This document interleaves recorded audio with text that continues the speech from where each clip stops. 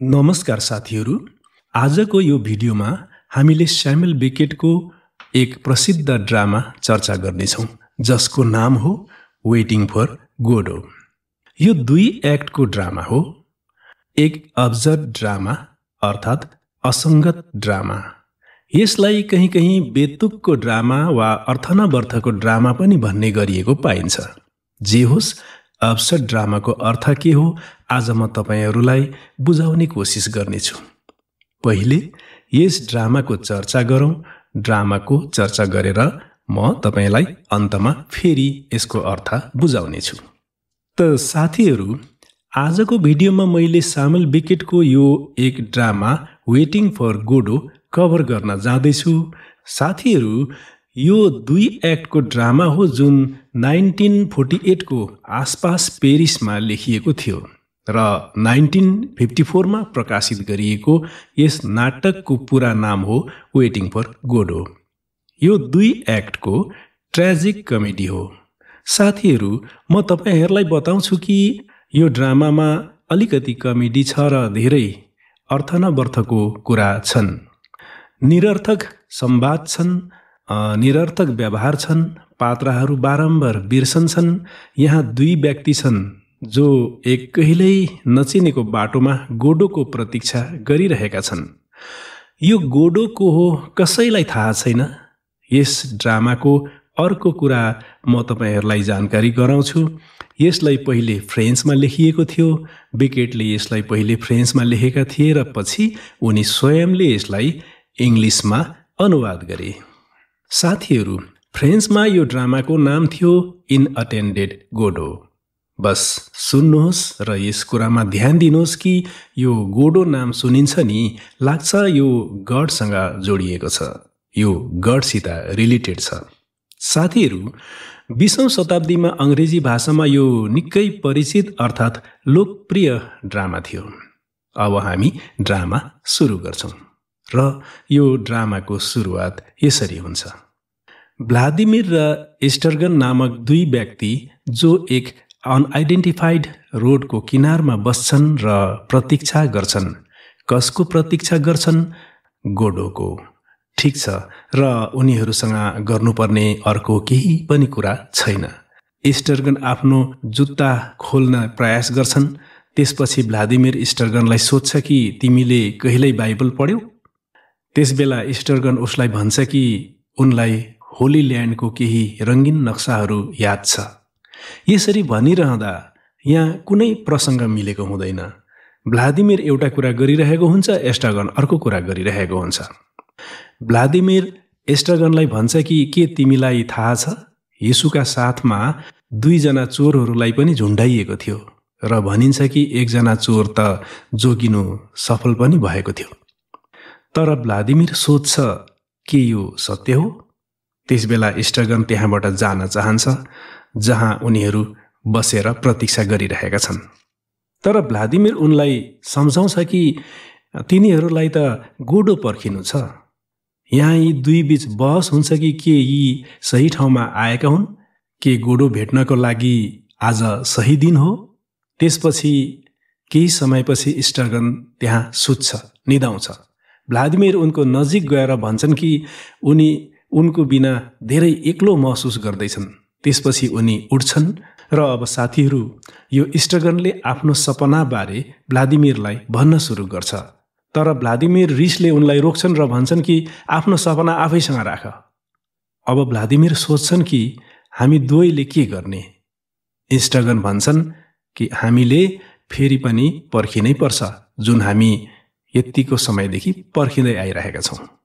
पर्खँदा एस्टर्गन भ्लादिमिरसँग भन्छन्, लु हेरौँ अब हामी यो रुखमा झुन्ड्यौँ। अब यी अलमल्ल पर्छन् कि पहिले को झुन्डिन्छ। तर अन्ततः भ्लादिमिरले निर्णय गर्छन् कि हामी चुपचाप गोडोलाई पर्खिनेछौँ। अब बस्दा बस्दा एस्टर्गनलाई भोक लाग्छ। त्यसपछि भ्लादिमिरले उनलाई खानको लागि एउटा गाजर दिन्छन्। तब यी 2ले एक तेज आवाज सुन्छन् र त्यहाँ 2 पात्र पोजो र लक्कीको प्रवेश हुन्छ। यो पोजोले लक्कीको घाँटीमा डोरी हालेर त्यसलाई तानेर ल्याउँछ, जानवर जस्तै, किनभने यो उसको दास हो। लक्की भन्ने हो यो पोजोको दास हो। लक्की मजबुर छ पोजोको वस्तुहरू बोकेर लैजान, पोजोको भारी बोक्न। त्यसपछि स्टर्गनले पोजोसँग सोध्छ कि के तिमी गोडो हौ? तर त्यसपछि पोजोले आफ्नो परिचय दिन्छ र उसले डोरी झ्याप्प झड्काउँछ जुन लक्कीको घाँटीमा बाँधिएको हुन्छ र लक्कीलाई सुँगुर भनेर सम्बोधन गर्छ। सुँगुर लक्कीले पोजोको लागि टेबल र खाना ल्याउँछ र पोजो उनीहरूको अगाडि कुखुराको मासु खान्छ र हड्डीहरू स्टर्गनलाई दिन्छ। यो देखेर भ्लादिमिरलाई पोजोसँग धेरै रिस उठ्छ किनकि उसले लक्कीसँग निकै नराम्रो व्यवहार गरिरहेको छ। स्टर्गनले सोध्छ कि के लक्की आफ्नो झोलातुम्बी तल राख्न सक्दैन? के उसले त्यो भारी बिसाउन पाउँदैन? त्यसपछि पोजोले भन्छ ऊ स्वतन्त्र छ, यदि चाहन्छ भने यी झोलातुम्बी तल राख्न सक्छ, तर ऊ राख्न चाहँदैन। ऊ मलाई इम्प्रेस गर्ने प्रयास गर्दैछ। यी पोजोका धेरै दासहरू छन् र धेरै समयसम्म यसरी व्यर्थका कुराकानी गरेपछि लक्कीलाई उनले नाच्न पनि लगाए र नाच्दा नाच्दै लक्कीको टाउको ह्याट तल भुइँमा खस्यो। त्यसपछि भ्लादिमिरले त्यसलाई फिर्ता उसको टाउकोमा टिपेर राखिदिए। यो सबै भएपछि पोजो र लक्की दुवैले उनीहरूलाई गुड बाई गर्छन्, दुवै जान्छन्। स्टर्गन पनि त्यहाँबाट जान चाहन्छ, तर भ्लादिमिरले उनलाई सम्झाउँछ कि हामी यहीँ बसेर गोडोलाई पर्खनुपर्छ। त्यसबेला एकजना केटा उनीहरूको नजिक आउँछ गोडोको सन्देश ल्याएर। त्यहाँ सन्देशमा लेखिएको हुन्छ कि गोडो आज आउँदैनन् तर भोलि आउनेछन्। त्यो केटाले दुवैलाई भन्छन् कि गोडोका लागि ऊ काम गर्छ र उसको भेडा तथा जनावरहरू हेरचाह गर्छ। केटाले भन्छ गोडो एक असल मालिक हुन् र यसो भन्दै ऊ त्यहाँबाट जान्छ। तब स्टर्गन र भ्लादिमिर सोच्दछन् कि के गर्ने, बस्ने कि जाने, तर उनीहरूले निर्णय गर्छन् उनीहरू त्यही रात बिताउनेछन् र त्यो सँगसँगै नाटकको पहिलो भाग समाप्त हुन्छ। अर्को दिन नाटकको दोस्रो भाग सुरु हुन्छ। अब अर्को दिन हुन्छ, सोही स्थान सोही समय भ्लादिमिर गीत गाउन थाल्छ। स्टर्गनले उनलाई बताउँछन् कि गत रात उनलाई कुनै कारण बिना पिट्नु पर्यो। भ्लादिमिर र स्टर्गन एक अर्कालाई अँगाल्छन् र फेरि एक अर्कालाई देखेर निकै खुसी हुन्छन्। स्टर्गन उनलाई सोध्छ कि उनीहरूले के गर्नुपर्छ अब। भ्लादिमिरले फेरि त्यही कुरा भन्छ कि हामीले गोडोको प्रतीक्षा गर्नुपर्छ। भ्लादिमिर फेरि पोजो र लक्कीको कुरा गर्छन्, तर स्टर्गनलाई त सम्झना नै छैन कि यी मान्छे को हुन्, यहाँसम्म कि उसलाई यो ठाउँको पनि थाहा छैन जहाँ उनीहरू हिजोदेखि प्रतीक्षा गरिरहेका छन्। भ्लादिमिर फेरि सोध्छ के तिमीलाई याद छ हामी दुवैले वर्षौंदेखि मेकन कन्ट्रीमा अङ्गुर टिपेका थियौं? तर स्टर्गनलाई केही याद छैन। लामो समयसम्म शान्त बसेपछि भ्लादिमिर स्टर्गनलाई भन्छ कि केही त भन यार, यो मौनताले हामीलाई जिउँदै मार्दैछ, जिउँदै खाइसक्यो। तर अफसोस उनीहरूसँग कुरा गर्नको लागि केही पनि विषयवस्तु छैन।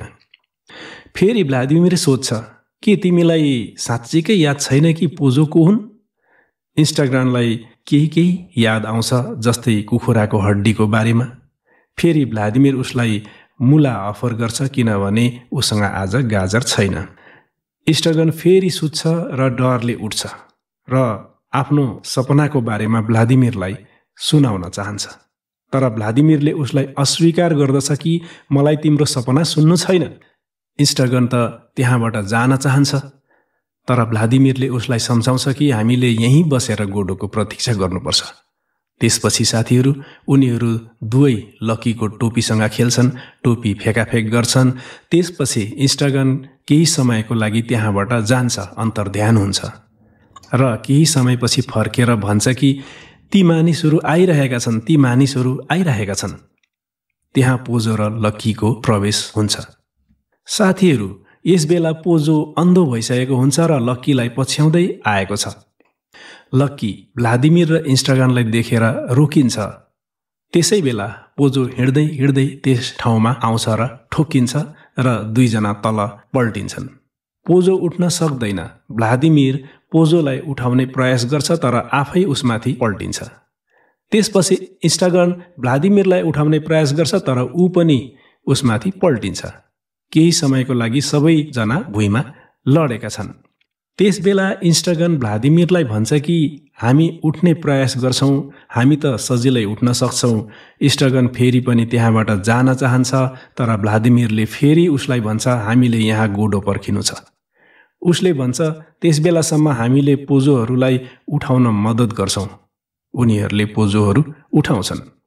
पोजोले तिनलाई सोध्छ कि तिनीहरू को हुन्, किनभने उसले तिनीहरूलाई हिजोदेखि चिन्दैन। त्यसपछि पोजोले तिनलाई सोध्छ कि समय कति भयो। तब इन्स्टागन सोच्दछ कि यो त बिहानको समय हो, तर भ्लादिमिरलाई लाग्छ कि यो साँझको समय हो। भ्लादिमिर पोजोतर्फ सोध्छ कि तिमी कहिले अन्धा भयौ। पोजो भन्छ the blind have no notion of time. उसले फेरि लक्कीलाई उठाउन भन्छ। इन्स्टागन उसलाई उठाउँछ, उसलाई लात्तीले हिर्काउँछ, किक गर्छ। इन्स्टागनले उसलाई भन्छ अप पिग, अनि उसले रस्सी तान्छ र यी दुवै त्यहाँबाट जान्छन्। को? पोजो र लक्की जान्छन्। इन्स्टागन फेरि सुत्छ। भ्लादिमिर उसलाई उठाउँछ र भन्छ कि मलाई धेरै एक्लो महसुस भइरहेको छ, तिमी नसुत। र अघिल्लो दिन चाहिँ उनीहरू कहाँ उही केटा गोडोको सन्देश लिएर आउँछ र यो क्षणमा साथीहरू मैले तपाईहरूलाई भन्नुपर्छ कि यो उही केटा हो, यो कुरा पक्का छैन। हुनसक्छ हिजो अर्कै केटा आएको थियो र आज अर्कै केटा आएको होला। यो कुरा ड्रामामा स्पष्ट छैन, त्यसैले सन्देशमा उही लेखिएको हुन्छ कि गोडो आज पनि आउँदैनन्, सम्भवतः भोलि आउँछन्। तर भ्लादिमिरले त्यो केटासँग प्रश्न गर्छ कि गोडोले मलाई चिन्छ। तर त्यसपछि त्यो केटाले केही नभनी त्यहाँबाट जान्छ। त्यसपछि इन्स्टागन त्यहाँबाट धेरै टाढा जान चाहन्छ तर भ्लादिमिरसँग भन्छ कि भोलि हामी फेरि यहीँ आएर गोडोको प्रतीक्षा गर्नुपर्छ। इन्स्टागनले भ्लादिमिरलाई भन्छ हामी यो मेरो पेटीको प्रयोग गरेर यो रुखमा झुन्डिने प्रयास गरौँ। त्यो पेटी तानेर त्यसको क्षमता जाँच गर्छ, थाम्छ कि थाम्दैन भनेर। तर त्यो पेटी चोट्ट चोडिन्छ। यसरी नै अनौठो हरकतहरू गर्दा गर्दै रात पर्छ र तिनीहरू सोच्दछन् कि के गर्ने, अब के गर्ने, बस्ने कि जाने। फेरि तिनीहरू सोच्दछन् कि लुन त जाउँ, तर तिनीहरू त्यहाँबाट कतै पनि जाँदैनन् र यसैसँग यो ड्रामा समाप्त हुन्छ। अब म कुरा गर्छु यस ड्रामा लेख्नुको पर्पज के थियो होला, खास उद्देश्य के थियो होला, यस्तो ड्रामा लेख्नुको मतलब के थियो। साथीहरू, वेटिङ फर गोडोले पृथ्वीमा ह्युमन एक्जिस्टेन्स सम्बन्धमा बताउँछ कि गोडो कहिल्यै आउँदैनन्। हामी सबैको जीवनमा कसै न कसै गोडोको प्रतीक्षा छ, तर गोडो कहिल्यै आउँदैन। यस जीवनको ड्रामामा केही पनि छैन, ड्रामामा सफरिङ मात्र छ। अब जब तपाईँले यो ड्रामा पूर्ण रूपमा सुन्नुभयो भने म आशा गर्छु तपाईँले कथा अवश्य बुझ्नुभयो होला। वास्तवमा यसमा कुनै कथा छैन। साथीहरू, अब हामी यसको अर्थ बुझ्ने प्रयास गर्नेछौँ। लु सुरु गरौँ है त। फेरि म तपाईँहरूलाई अघिल्लो चरणसित यो व्याख्याको अन्तमा जोड्नेछु। साथीहरू, तपाईँहरूलाई थाहा छ यस नाटकमा मुख्यतः दुई पात्रहरू छन्, भ्लादिमिर र इन्स्टागन। यी यस ड्रामाका दुई पात्रहरू हुन् जुन एउटा रुखको फेदमा बसेर कुनै गोडोको प्रतीक्षा गरिरहेका छन्।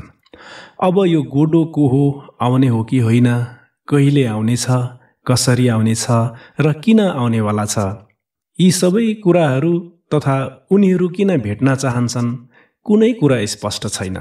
यस ड्रामामा अधिकांश पाठक केटाकेटीहरू ड्रामा पढ्दा अलमल्लमा पर्छन् कि यो ड्रामा किन लेखिएको भनेर, यस्तो खालको ड्रामा किन लेख्नु पर्यो होला भनेर। सबैभन्दा पहिले त यो ड्रामा अब्सर्ड साहित्यको हिस्सा हो। अब्सर्ड साहित्यको अर्थ ऐतिहासिक साहित्य हो जुन दोस्रो विश्वयुद्ध पछिको समयमा लेखिन थालियो। किनभने यी लेखकहरूको विश्वास यस्तो थियो, विशेष गरी सामुएल बेकेटको विश्वास यस प्रकार थियो कि जीवनको कुनै उद्देश्य वा अर्थ छैन। हामी सबै हाम्रो जीवनमा कुनै न कुनै गोडोको प्रतीक्षा गरिरहेका छौँ।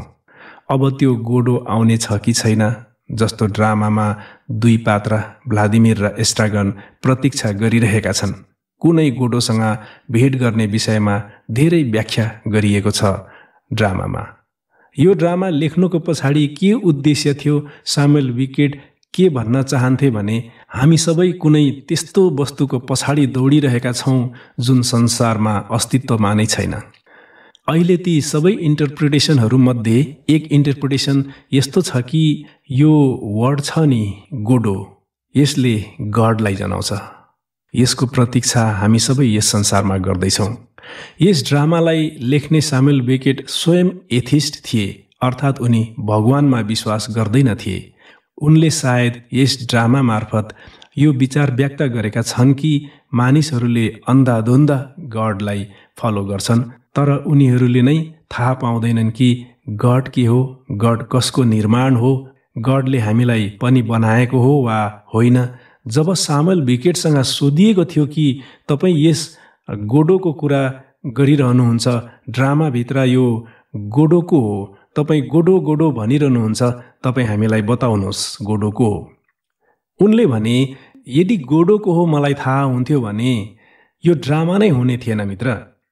हामी मध्ये कसैलाई पनि थाहा छैन गोडोको हो। हामी सबै हाम्रो जीवनमा कुनै गोडोको प्रतीक्षा गर्छौँ। म तपाईँलाई एउटा उदाहरण दिएर बुझाउने प्रयास गर्नेछु। यहाँ गोडो बुझ्नु धेरै जरुरी छैन।